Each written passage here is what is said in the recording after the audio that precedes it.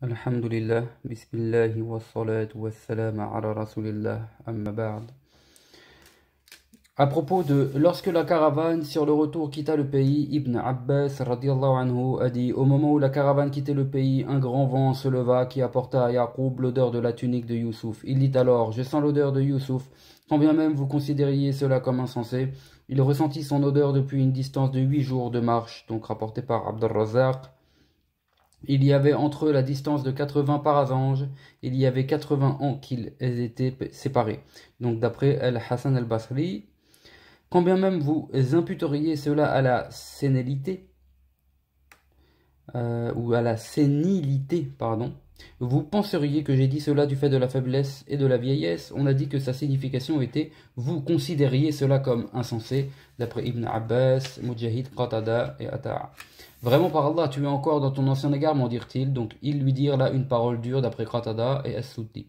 L'annonciateur de la bonne nouvelle arriva et posa la tunique sur son visage. Il recouvra alors la vue. Ne vous avais-je pas dit que je sais de Allah ce que vous ne savez pas, leur dit-il? Je sais qu'Allah me réunira avec Youssouf et me montrera en lui ce qui me réjouira. Ô Père, demande à Allah de pardonner pour nous nos péchés. Nous étions alors fautifs. Je demanderai pardon pour vous à mon Seigneur. Il est le pardonneur, le miséricordieux. Il reporta sa demande de pardon pour la fin de la nuit avant l'aube, d'après Ibn Mas'ud, Ibrahim al-Taymi et Amr ibn Qais. D'après Muharrib ibn Dithar, Omar, en se rendant à la mosquée, entendit quelqu'un dire: mon Dieu, tu m'as appelé et j'ai répondu, tu m'as ordonné et j'ai obéi, or voici la dernière heure de la nuit, pardonne-moi donc. Omar prêta attention à cette voix et vit qu'elle provenait de la maison de Abdullah ibn Mas'ud. Il interrogea Abdullah sur cela et ce dernier répondit. Yaqub reporta sa prière pour ses fils à l'heure de la fin de la nuit, disant: je demanderai pardon pour vous à mon Seigneur. Et à ce propos, le Très-Haut a dit: Wal mustaghfirin bil ashar, et ceux qui demandent pardon à Allah à la fin de la nuit. Il a été relaté dans les deux Sahih que le messager d'Allah sallallahu alayhi wa sallam dit: notre Seigneur descend à chaque nuit au ciel du bas monde. Il dit alors: y a-t-il un repentant pour qui j'accepterai ainsi le repentir? Y a-t-il un demandeur à qui je donnerai? Y a-t-il quelqu'un qui me demande pardon à qui je pardonnerai? ينزل ربنا كل ليلة إلا سماء الدنيا ويقول هل من تائب فأتوب عليه هل من سائل فأعطه. Donc dans un autre hadith, il a été rapporté que Yaqub reporta l'invocation, la dua, pour ses fils à la nuit précédant le Jumu'ah. Section numéro 9, l'installation de tous ses proches en Égypte. Donc là, nous avons un passage coranique qui est toujours dans la Sourate Youssouf, du verset 99 au verset 101. Bon, vu qu'ils sont mentionnés verset par verset dans l'explication, on va tout de suite passer à l'explication de Ibn Kathir, rahimahullah. Telle était donc la rencontre de ceux qui s'aimaient après leur longue séparation. Celle-ci dura 80 ans d'après Al-Hassan. On a dit aussi 83 ans d'après Al-Hassan, 35 ans d'après Qatada. Mohammed ibn Ishaq a déclaré: on a mentionné qu'il fut séparé de son père 18 ans. Les scripturaires prétendent qu'ils furent séparés pendant 40 ans. La trame du récit paraît en fait indiquer approximativement cette durée. En effet, la femme tenta de le séduire alors qu'il était jeune et avait 17 ans, comme l'ont indiqué plus d'un commentateur. Alors il refusa, puis il resta en prison quelques années, à savoir 7, comme l'ont affirmé Ikrima et d'autres. Après sa sortie de prison, il y eut les 7 années d'abondance. Les gens furent ensuite frappés de disette 7 années suivantes. Ses frères arrivèrent seuls au cours de la première de ces années pour s'approvisionner. La seconde, ils vinrent avec Benyamin. La troisième, il se fit connaître et leur ordonna d'amener toute leur famille. Lorsqu'ils entrèrent chez Youssouf, il rapprocha de lui ses pères et mères. Il se réunit avec eux deux, en particulier sans ses frères. Et il dit: entrez en Égypte, si Allah le veut, en toute sécurité. On a dit qu'on avait ici la construction bien connue, consistant en des termes mis en avant et d'autres mis en recul, à savoir que le sens correspond alors à: il dit, entrez en Égypte, si Dieu le veut, en toute sécurité. Lorsqu'ils entrèrent, il rapprocha de lui ses pères et mères. Ibn Jarir considère cette affirmation comme da'if, donc faible, et on peut lui trouver en cela des justifications. On a dit qu'au contraire, il était allé au-devant d'eux et les avait réunis tous deux avec lui dans une tente. Ensuite, lorsqu'ils se rapprochèrent de l'entrée en Égypte, il dit: entrez en Égypte, si Allah le veut, en toute sécurité d'après As-Suddi. Cependant, si l'on disait que le déroulement des faits n'avait pas besoin de cette autre interprétation et que le terme entrer en Égypte signifiait simplement habiter en Égypte ou établissez-vous en Égypte, cela serait aussi exact et bien à propos. Certains exégètes ont mentionné que lorsque l'arrivée du prophète d'Allah, Yaqub, c'est-à-dire Israël, fut proche, Youssouf voulut aller à sa rencontre. Le roi et son armée partirent avec lui pour assister Youssouf et par révérence pour le prophète d'Allah, Israël. Celui-ci invoqua Allah Ta'ala en faveur du roi et le Très-Haut leva l'état de disette pour le restant des années grâce à la bénédiction de son arrivée en Égypte. Le nombre de ceux qui étaient venus avec Yaqub était de 63 personnes et ces propos sont rapportés par Soubayri, d'après Abu Ubaïda, d'après Ibn Mas'ud. On a dit qu'ils étaient 83 et ça c'est rapporté par Moussa ibn Ubaïda, d'après Mohammed ibn Qab, d'après Abdallah ibn Shaddad. Ils entrèrent en Égypte au nombre de 390 personnes, et ces propos sont rapportés par Abu Ishaq, d'après Masrouq. Quand ils sortirent d'Égypte avec Moussa, il y avait parmi eux 600 000 combattants. Les scripturaires ont mentionné à leur entrée en Égypte 70 personnes dont ils donnèrent les noms. Il fit montrer ses pères et mères sur le trône. On a dit que sa mère était déjà morte, ce qui correspond à l'avis des scripturaires. Certains exégètes déclarent que Allah la fit revivre, d'autres affirment qu'il s'agissait de sa tante maternelle, celle-ci étant au rang de la mère. Ibn Jarir et d'autres commentateurs ont dit l'énoncé du Coran implique que sa mère était encore vivante ce jour-là. On ne doit donc pas se référer à la copie des scripturaires dans ce qui s'y oppose. Et cet avis paraît bien solide. Wallahu a'lam. Donc, quel est l'avis là-dessus le plus solide? C'est celui de Ibn Jarir et d'autres commentateurs qui dit que l'énoncé du Coran implique que la mère de Youssouf était encore vivante ce jour-là. Et on ne doit pas se référer à la copie des scripturaires dans ce qui s'y oppose, bien entendu. Il les fit asseoir avec lui sur son trône. Donc ils se prosternèrent devant lui, ses pères et mères, et ses 11 frères se prosternèrent devant lui par révérence. Cela était licite dans leur loi et ne cessait d'être en usage jusqu'à son interdiction dans notre religion. Mon père, voilà l'explication du rêve que j'ai fait autrefois, la vision des 11 planètes, du soleil et de la lune lorsque je les avais vus prosternés devant moi, que tu m'avais prescrit de la garder secrète et annoncer la promesse liée à ce rêve. Mon Seigneur l'a concrétisé, il m'a prodigué sa faveur en me faisant sortir de prison. Après la peine et l'étroitesse, il m'a mis au gouvernement de l'Égypte, où je suis obéi là où je me rends. Et vous a fait venir du désert. Ils habitaient en terre arabe, au pays d'Ibrahim el-Khalil, alayhi salam.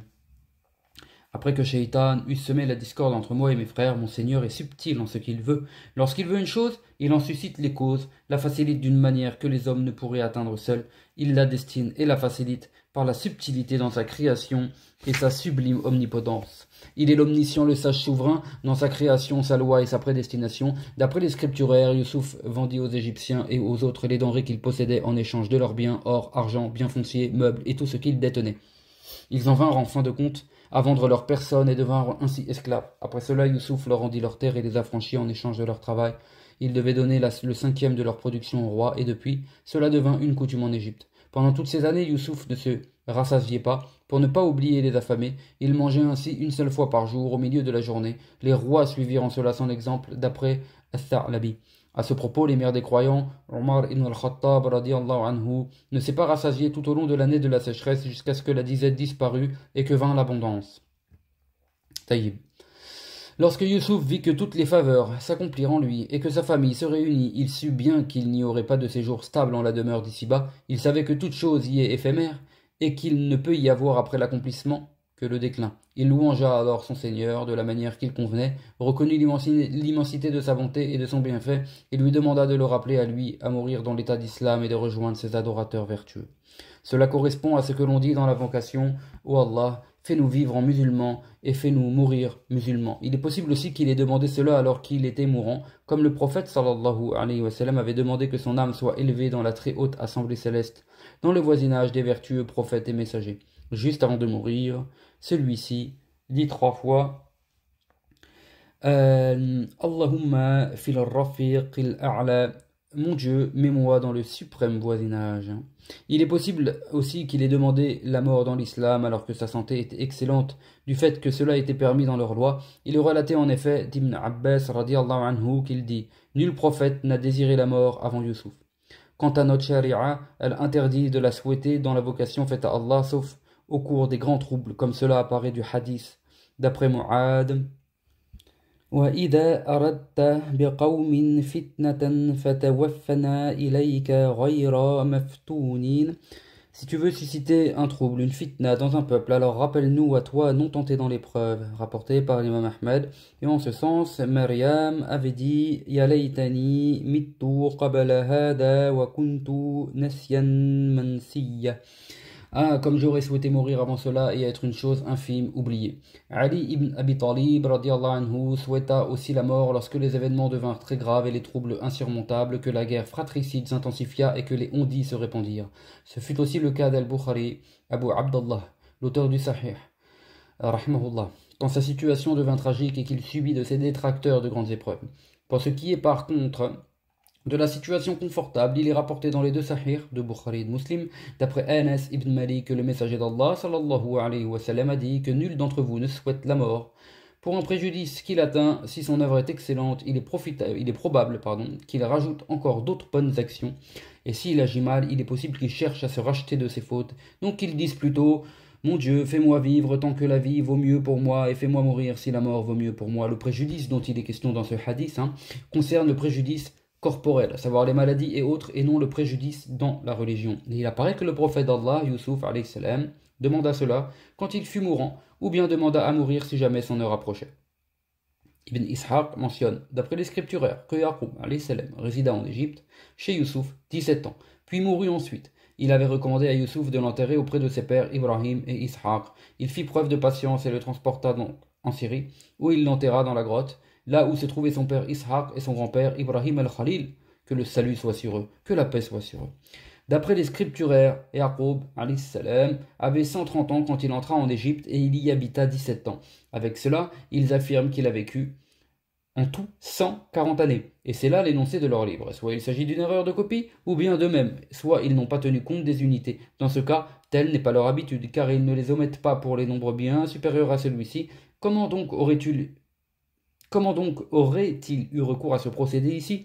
Le Très-Haut a dit « Étiez-vous donc présents lorsque Yaqub fut sur le point de mourir et qu'il dit à ses enfants « Qu'adorerez-vous après moi ?» Ils répondirent « Nous adorerons ton Dieu et le Dieu de tes pères, Ibrahim, Ismaïl et Ishaq, un Dieu unique, et nous lui sommes soumis, muslimoun. » Surat al-Baqarah, verset 133.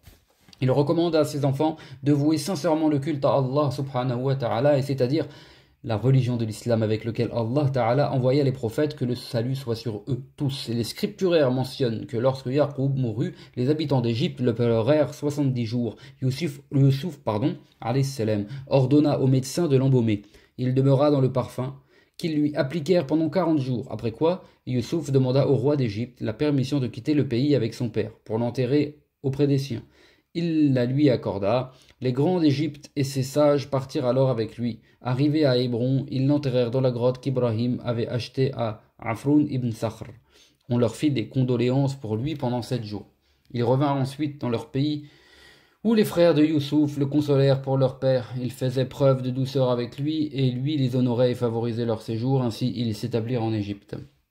Lorsque Yusuf alayhi salam fut près de mourir, il leur recommanda de transporter son corps avec eux lorsqu'ils sortiraient d'Égypte et de l'enterrer avec ses pères. Ils l'embaumèrent et le mirent dans un cercueil. Il resta en Égypte jusqu'au temps où Moussa alayhi salam la quitta et le prit alors avec lui. Il l'enterra ensuite auprès de ses pères, comme il en sera question, et les scripturaires affirment aussi qu'il avait 110 ans à sa mort. On a terminé l'histoire du prophète Yusuf alayhi salam. والله أعلم سبحانك اللهم وبحمدك أشهد أن لا إله إلا أنت أستغفرك وأتوب إليك